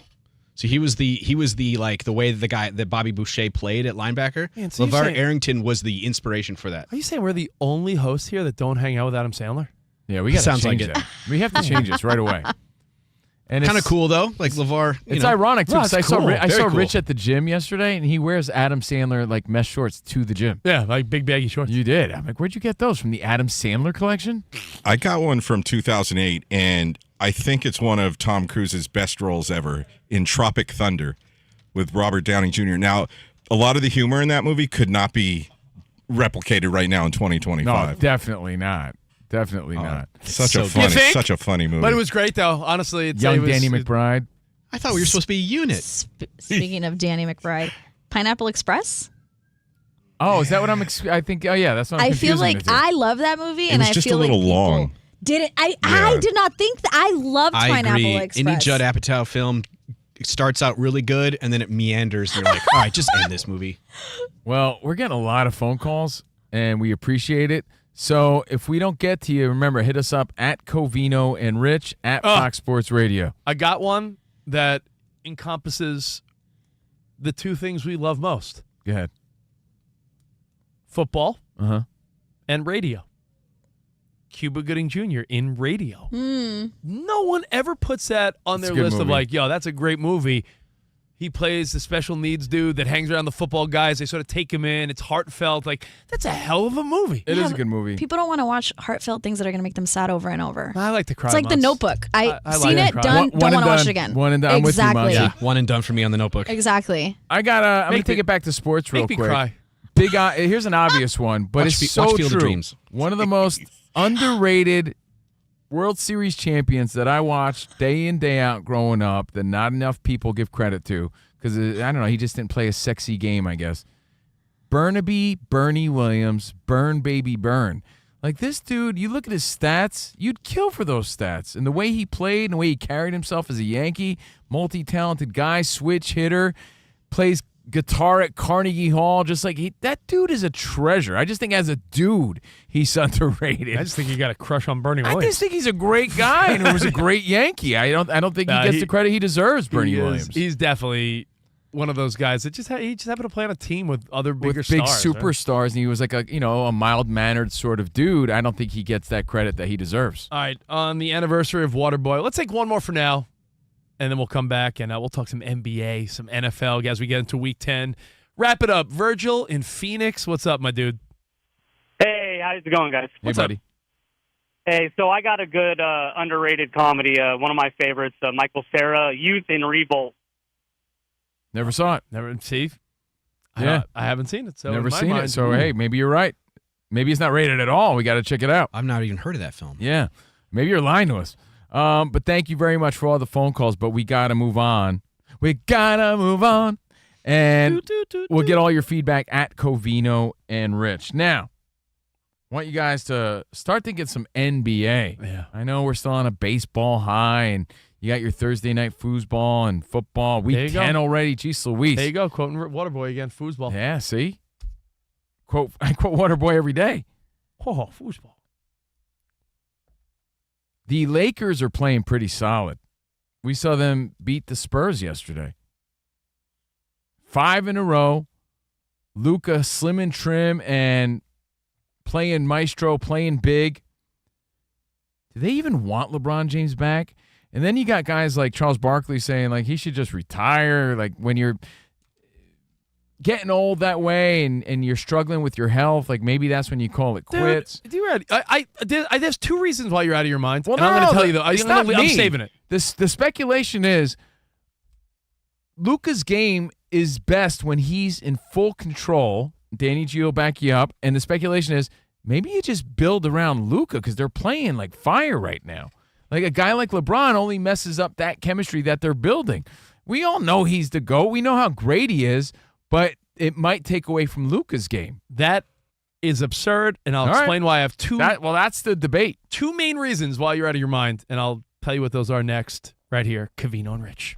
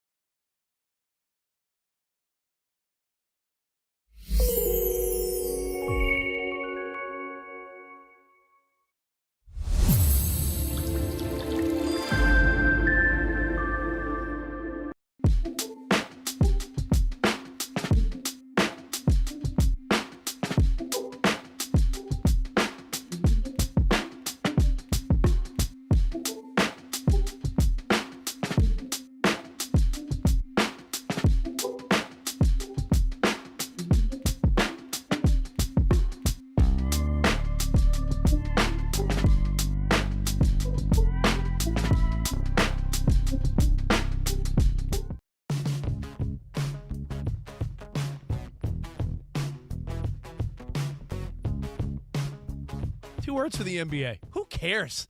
Because right now, when you are watching the World Series in a couple days, when you're right smack dab, week 7 and 8 of the NFL. Not only that, you're trying to figure out the NFL. You're like, what is going on? Yeah, like we're in the midst of, we had a double doozy Monday Night Football last night. It's an interesting season You're so trying far. to decide who am I pulling for in the World Series, October baseball, Halloween's, in a week. Your kids are probably figuring out their trunk or treat and trick or treat. I'm watching The Perfect Neighbor on Netflix saying, what the hell? I'm watching Chad Powers because no one else is, and it's so freaking good. 5 episodes in. You idiots better be watching Chad Powers. Danny G, follow me on this one. I'll follow you on task. I started last night. HBO Max. The NBA, know what it reminds me of? We go to Vegas, Danny G, and they say, oh, the fight started at 5:30. And you're like, do they really? Or do they really start at like 8 o'clock? Because you're like, then you start doing the math. You're like, the main event usually starts at 11:30 on the East. So the good fights really don't start until. It's like 3 hours of warm-ups. It's like a waste. It's like preseason NFL. It's like telling someone, hey, we're having people over at 7 o'clock. the host doesn't think you're really showing up at 7. They assume 7:15 is the time, right? No one shows up at, I'm here, 7:01. Like, we're jumping the gun, NBA. No one cares until after Thanksgiving. In fact, the best year ever in the NBA was when it was, remember, Christmas Day? That shortened season, we're like, perfect. The NBA tips off on Christmas Day. Next month and a half, I'm honest right now. I am going to be watching highlights, faking my interest in the NBA until Christmas. He's not lying about that shortened season being the most exciting season. It really was. Something about it was like action just started, and we got right into it. It seemed like the perfect amount of time, but not for the owner's pockets, and that's why they're not going to listen to all of our hot takes about you should start on Christmas Day every year. Danny, you know what? It's only because of a couple storylines and, us trying to fish for good content for the show, and there's always going to be some drama, right? And, you want to see what new players are emerging. Does Wemby take a big step forward this year? Can anyone beat OKC? Is OKC? They've only gotten better. Exactly. So the Rockets roll out the tallest opening day lineup in NBA history. Yeah, and then you're going to be very intrigued by like, what do the Mavericks look like healthy, right? I get it, the storylines, but other than for work purposes and to stay in the loop as a grown man, I have zero interest in the NBA until Christmas Day. Might as well put it in my stocking stuffer. NBA. Oh, look at this. A little marshmallow Santa and the NBA. Because until Christmas Day, the NBA, I don't care about you. I don't care. And I'll stick to it.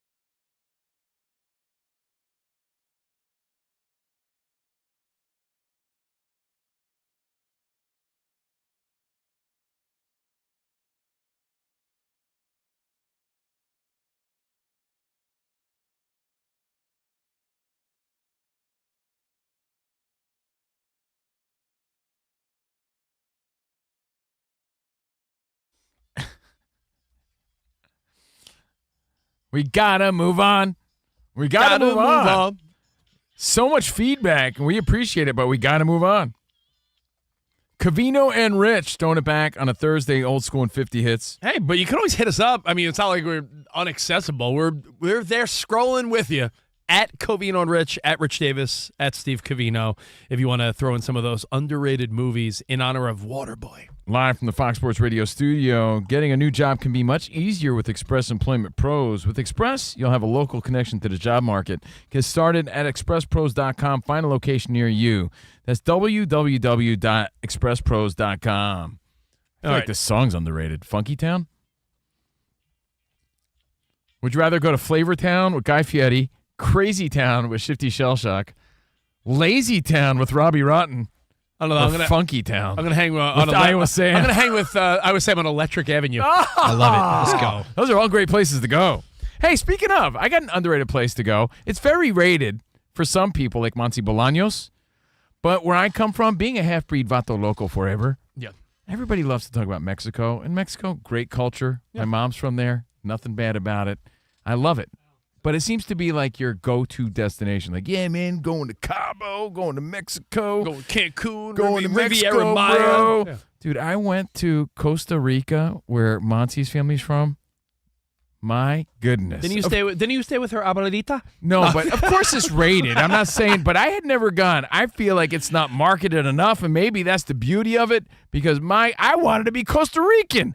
I loved every moment of it. I feel like as rated and beautiful as it is, underrated. Not enough people talk about it. And you know what's crazy is 10 years ago, it was a hole in the wall, which was even better, because now I disagree. Now I think everybody goes to Costa Rica. You know, my wife wants to go to Costa Rica simply for there's a sloth sanctuary. Oh, okay. And I went. So there's a few sloth sanctuaries that are actually not good. I wonder which one you went to.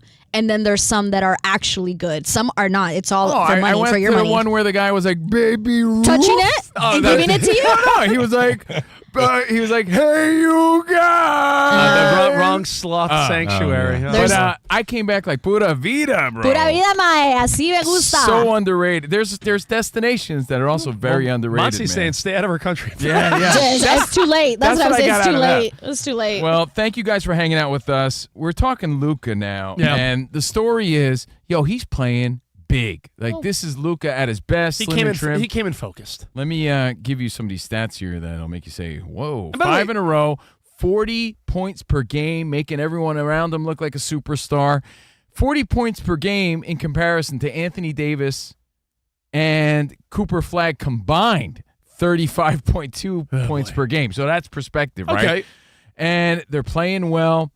He's sort of leading the team, and that's when he's at his best. And they're saying that when LeBron gets in, now you got too many cooks in the kitchen. Well, I mean, and then, Reeves hasn't played every game, but when he's in there, he's on fire. So, this team has something going on. Also, Luka has made DeAndre Ayton very good this season. Who, by the way, was a piece that you and other Laker fans are saying, could he be that big guy they need?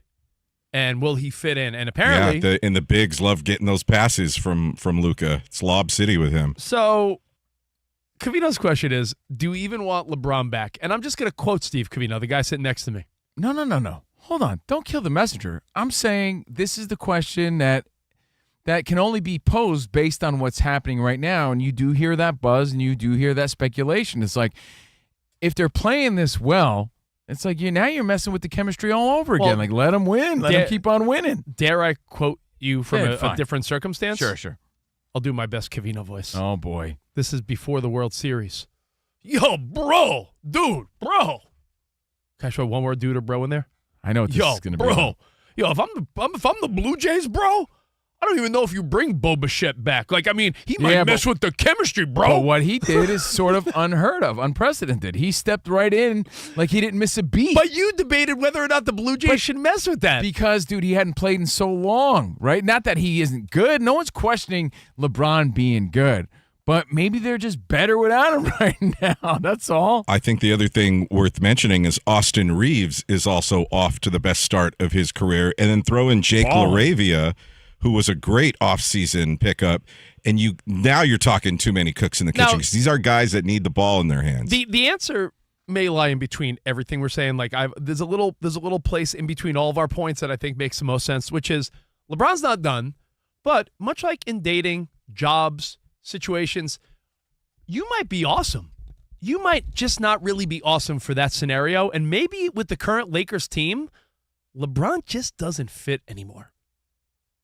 maybe that's the answer, because by no means is anyone saying LeBron or is James he willing to take a little bit of a step back, which could be good for everybody, and let Luka really lead a little more so that he could still play like Luka and use LeBron as an option. You know what I mean? I just don't know if he's capable of that, but I think LeBron's certainly not done. LeBron would be such an asset somewhere else. So maybe, I know the only thing that makes sense is maybe you get something for him. I don't know how that would even work at this point, but LeBron James, LeBron would have to approve the destination. He'd have to make it work. But and by the way, you were shooting a messenger. You were shooting at me before. Don't think that there's not a lot of speculation of that on social media and online. That's where the buzz starts. There are a lot of people saying that. Like maybe that's a possibility. I get it, but LeBron's still a guy that could put up triple doubles and doubt. put up 25 to 30 a game. So he's not done. I just wonder. It's like you could date a good-looking girl, Covino, but she just might not be right for Steve Covino. True. You know, it's like, so let's keep that in mind. I think the difference this season so far from what we saw at the end of last year is the Lakers have the best bench they've had in a long time. Yeah, that bench was meager, like Bob Seger. For sure. And besides Jackson Hayes, no real big guys to mention, but you got to think about how last season ended. Luka and LeBron do play well together, but it's just the other pieces like Austin Reeves and LaRavia, as I mentioned, where you got to figure out how this all fits together. Is this crazy talk? 877-99 on Fox, or LeBron makes every team better? Well, that's really the question. To tie the whole conversation together and the whole show together, let's go back to our first conversation about people we owe an apology. We're talking about maybe LeBron needs to go. Imagine LeBron gets healthy, steps in on this team, and they are so dominant that they win the NBA title, LeBron retires, and it's like, can you believe people were saying we should get rid of him? Like, that could very well. Like, imagine if LeBron steps in and what's already clicking clicks even more. It would be like Dave Roberts should be fired. Got to fire Dave Roberts, and he wins in another World Series. So, I mean, again, it all goes with the patience. It goes with the relax. So, we'll see. But it should be interesting when LeBron does come back. Your thoughts? Because basketball, I mean, it has been really exciting. Even though we've been flooded with great baseball and football. 877-99 on Fox. So if you haven't been tuning into the Lakers, I think now's the time. And actually, it's time for Muncy Bolaños, or as Rich calls you, Muncy. Hey, Muncy Bolaños. Muncy, I know it's still early. 3-4 for your Clippers. Excitement for you, or you feel like there's some potential this year, or what? I mean, I feel like we're figuring things out. Like there's almost too many cooks in the kitchen, and some of the cooks are old, and we're just trying to figure out the best way forward because there is talent there. And they looked good, and then James Harden has been on fire, but they can't win. But I feel like they're still figuring out the rotation, how much to use John Collins and all of that, how much to use CP3 off the bench. But we have I think a good team. Did you see CP3 at the Love is Blind reunion? I did. I was like, what are you doing here? What are you doing here? He was actually funny. He was funny, Danny. I thought he was like charming. But he was. Monty, that was pretty much everyone's sentiment watching. Like, what is happening right now? Why are you here? Wait, they're still shooting? They're still, yeah. It was very weird. And suddenly it was a shoot off for the ring. That was what? even more awkward. The entire thing was so awkward. It will be awkward when LeBron James returns to the Lakers because I also think, Danny G, your Lakers right now are moving fast. You put him on the court, that is not going to be, it's going to way slow it down because LeBron is going to demand the ball in his hands. So I don't know how it's going to work. So as a Laker hater, I love it so much. There's one game today in the NBA. It's the Clippers and the Suns in Phoenix. No James Harden for personal reasons. No Kawhi Leonard because of his ankle injury, but Bradley Beal will play in his return to Phoenix. When it comes to the NFL, Week 10 starts tonight. It's going to be the Broncos and the Raiders. That's going to kick off at 8:15 Eastern Time. Eagles wide receiver A.J. Brown and running back Saquon Barkley were both full participants at practice today. But I got some news for you, Rich, about Brock Purdy. Okay. So today, Kyle Shanahan speaking to KNBR, he said that Brock Purdy is getting closer to returning. They're going to make a decision tomorrow, Friday, whether or not he's going to suit up for Sunday against the Rams. Ricky Pearsall, it doesn't look like he practiced again today. All right, well, you know what? I'm not saying the Rams is a gimme game, meaning like I do think the Rams win this game. Yeah. But it's in the Bay Area, and the You Niners never know. and the Niners play real well against the Rams. Right, it's like a coaching thing. Like Kyle Shanahan coaches well against McVay. Exactly. And then the next week, Covino and I will be at the game when the Niners go to Arizona. Yeah. And it looks like maybe Pearsall and Purdy are back for that, so we get to see Brock at least, Cove. So there you go. Well, we were there for his first game ever. We were. Oh, so maybe Covino you'll and be the good luck charm. Covino and I were on a guy's trip, and that was when Garoppolo got hurt. I remember everyone in the crowd's like, who is this? Brock Purdy? Never in a million years in that moment would I have thought, oh, yeah, this guy's going to make $50 million a year And for the future, your future quarterback. Exactly. That's And- crazy. I didn't know you guys were at that game. we were That's there, awesome. and Garoppolo was never the same, And, really. and you know what? When you're at the game, you don't know what happens compared to watching on TV. Totally. So we're like, is like Jimmy G coming back in the game? Right. Like, what's happening? And Yeah. the beginning of Brock Purdy. The best part of that game was I was sitting next to this Latina lady. Oh, yeah? And she was feeding me churros. I'm not even joking. Shut up. She's like, hey, baby. Hi, papa. Come here, chulo. Want some churros? She thought Covino was cute, and she was Yeah. flirting with it and kept buying him treats. Yeah. I love that. Yeah, she was I like love my that for sugar you. mama for the game. Yeah, She's literally. like, you want a beer? I'm like, yeah. Yeah, I do. Thank you. And another Make churro, that- mama. And get me a hot dog, too. Yeah, it was great. she older?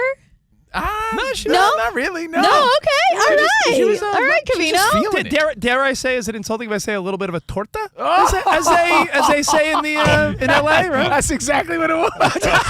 Still haven't figured out I mean, if that's derogatory or not. I don't know. I- It just I- means I- big sandwich, really. Yeah, that's yeah, all it means. I feel like that's a word I hear. Tortas are delicious. Yeah. That might be a Yeah. term of the day. Tortas are, I don't know if it's a term. If you called me a torta, I But isn't it a would- great not. sandwich, though, It Muncie? is. Sure. So good. Listen, But to be honest, he couldn't be more accurate. That's exactly what it was, and I reaped all the benefits. I don't know if I said anything wrong. Hey, we'll be back. More Covino and Rich next.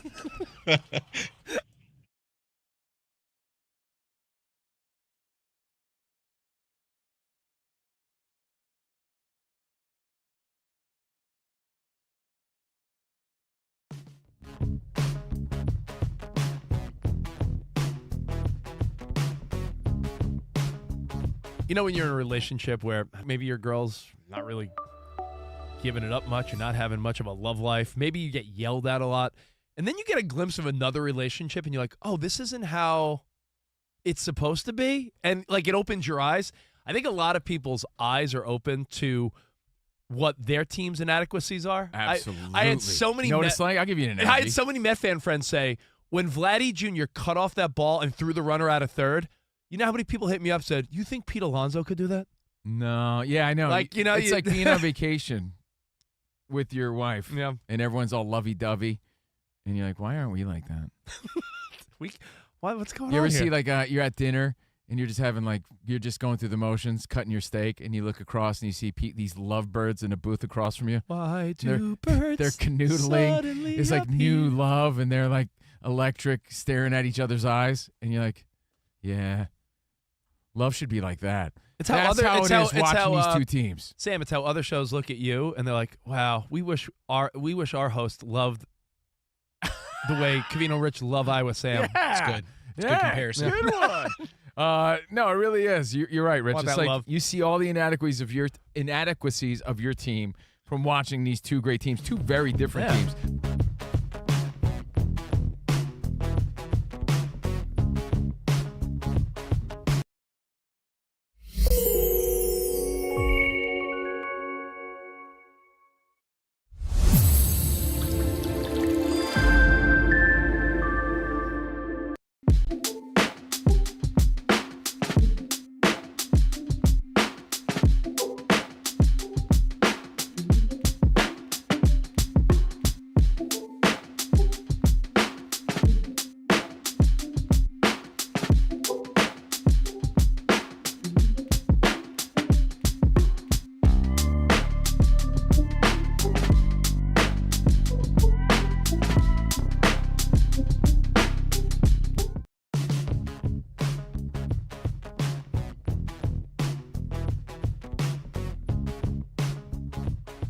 I want to give props to, well, a few people.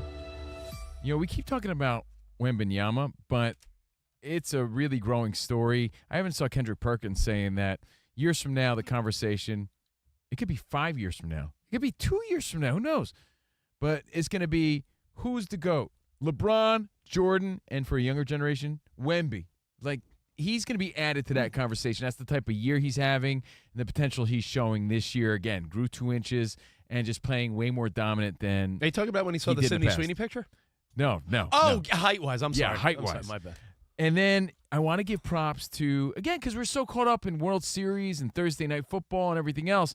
Yeah, we've been talking about how, hey, NBA's popping too, but I don't think we've mentioned once how in the zone Austin Reeves has been playing out of his mind. I almost feel like his dominance is poorly timed for him. Like, you're right, 92 points in the past 2 games. We did Yesterday, mention how the he game set winner. that record, or is one of the record setters for the Lakers. I'm first sure 4 it's games. come up, Yeah. but still, the way he's playing, and again, the game winner, it's like he had a bad night. He had 28 points yesterday.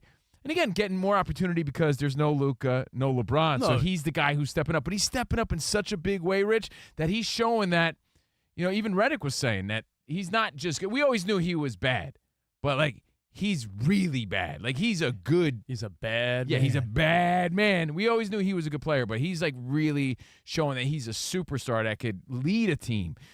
Dude with 28 points yesterday still has the game-winning shot. So, again, playing like a beast, but it's going under the radar because we're talking so much World Series and everything else. If this was happening any other time. If this was happening after, like, the football season ended and that, that dead time where it's really just like NBA or hockey, this would be our lead coming out of the show. Like, Austin Reeves. Because he's in a zone. That's a great place to be. When everything's just dropping, everything's going your way, got to embrace those moments. He's living it right now. So just want to make that point in case you come here for the, the basic updates. If you're missing that storyline, it's fun to see. I need Reeves to rub the top of Bet's head.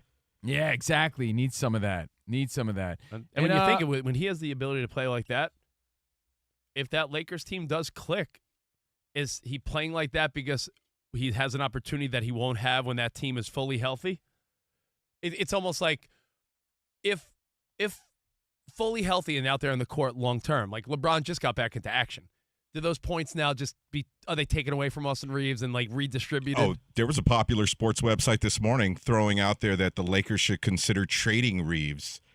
And, of course, in the comments, everybody was furious. Saying, you can't do that right now. But I get it. The stock's not going to get higher than it is right now. That's what they were saying, Yeah, no, he's playing big, man, and that's what you want. You want your guys to step up. But, he's getting that opportunity to show what he could really do.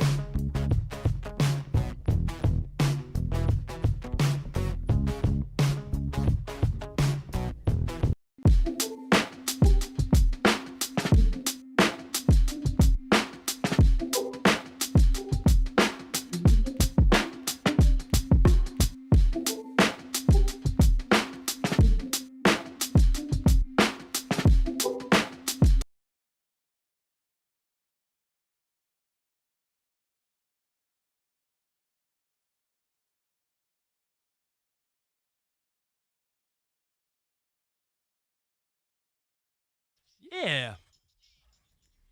What? Yeah. Yo, am I hearing some Vanilla Ice in my headphones? Turn up the bass on this boy, Iowa Sam. Is this little play that funky music?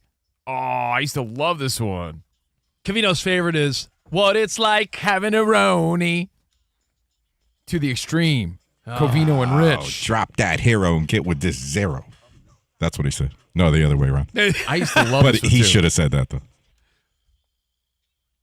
Play that funky music. All right. Covino and Rich live from the Fox Sports Radio studio. I'm Covino. That is Rich. He eats spaghetti with a spoon, Rich Davis. You know what? Happy birthday. Shout out to my dude, Coach Ballgame. So if you follow Coach Ballgame, let him know Covino and Rich were showing some birthday love. Well, I think one of the best follows on social media other than us. Nah, he's a good dude. He's such a good dude. And ambassador he was, to baseball, yeah. A guest on our Overpromised show. That's our bonus pod, and a new episode debuts in 10 minutes. So join us live on Covino and Rich FSR.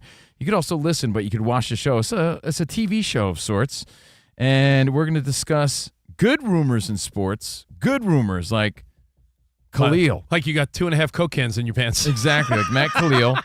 We're going to talk who might be asked this week. Yeah. And bad tattoos in sports on Overpromised 115, Covino and Rich FSR. For over 40 years, Tire Rack's been helping customers find the right tires for how, what, and where they drive. Shipped fast and free, backed by free road hazard protection with convenient installation options like mobile tire installation. TireRack.com, the way tire buying should be. Hey, do I like old guy candy or does everyone like the variety bag that someone put in the kitchen? Because, Sam, you brought that in? I had to get rid of that, man, because it was giving me the diabetes. Well, I had to be like, I got to get rid of this bag. It's going to cause me an early death. And now everyone, Martin got a sucker, you had a sucker, a Tootsie Roll Pop. You're all a bunch of owls. It was Tootsie Roll Pops, Dots. Oh, remember we talked about Dots? Mini Tootsie Rolls and those the flavored Tootsie Rolls, like the vanilla one and the cherry one. Best. Like I think kids would say that's old people candy, but I'll take it. I love that whole variety pack. Oh, I know. It was cheaper too. It's a nice mix-up instead of getting the usual mix. We said last week that every kid has the same Kit Kat, Twix, Reese's. So it was nice. I also love how coworkers and colleagues just throw the bait out there to get all the fatties. Because sugar if in you water. if you have stuff you want to get rid of in your pantry, you could bring it to most kitchens and all the. It's a torta trap. It is. It's a torta trap, and you can watch. You're like, all right, who's gonna go for my stale Oreos? Who's gonna go for the stale candy? And they'll be gone. Honestly, It'll be gone. if it was a you trap, could bring the weirdest stuff. Like you could bring like leftover like things in your medicine cabinet. It'll go. I haven't used this this cream. I'm gonna leave it here. Someone will take it. You can put a little. You can put a little plate of no joke, like Gordon's Fisherman fish sticks. It's gone. Ooh, here's Hall's some cough drops. Here's some Flintstones vitamins from 1982. Gone. Enjoy. Gone. Yep, you leave them on the kitchen counter, and someone will take them. All right. We should do the experiment. It's like, you ever see that How I Met Your Mother episode where they say when you put something out, like a big furniture item for trash, by the time you get to your apartment and look out the window, someone's already taken it. It's true. People love stuff. It is. Like free candy. Especially free stuff. I can't take any more, man. I can't have any more. Now, thank you, Sam, for that. Iowa Sam, Danny G, spots on the videos, Covino and Rich FSR. Monsi, was fun hanging with her today. If you missed the show, you could watch back. You could watch Monsi, Covino and Rich FSR. Rich, I know you're going to give us more picks on Overpromised. Yeah, buddy. But what are your thoughts? Week 10 begins tonight. Broncos, Raiders. I mean, we spent the whole first hour talking about the Broncos and how wrong we were, and Sean Payton was right, and he turned the whole team around. You got your 7-2 Broncos, your 2-6 Raiders. The outcome's going to be obvious, but how do you look at this? Danny G is the most optimistic fan, and I love him for that. He reminds me of how I talk about the Mets. That's how he is optimistic about the Raiders. That's a divisional game, man. I told you last Friday to look out for Brock Bowers, and he had a huge game. He did. I don't know if I had a bet on this game. Broncos are favored by 8.5. I'll touch on this more. I'm going to put it as part of my teasers and my overpromise bets. I would take that down to 2.5 and partner it up with another bet, make it a teaser. But if I would have to bet this game straight up, I'm sorry, Danny. I just still think if you told me the Broncos won 27-17 or 24-10, I think they win by competitive. I think they win by double digits, and I hate to say that because I would love to see your team be competitive. But I think in Denver, the Broncos are starting to make a push towards are we dominant? What's scary is the Broncos' defensive line, and so Gino's going to have to get rid of that ball very quickly if he's not batted down again like he was last week. If Gino has a first quarter turnover, I feel like it might be over early. Get some quick passes off to Bowers. Let him pick up the yards. Now, Brock Bowers, you think he might get some good fantasy numbers because Gino will have to start dumping it off to someone? Could be. All right, we'll see you guys later on. Arrivederci, baby. See you in the Overpromised land. Let's go.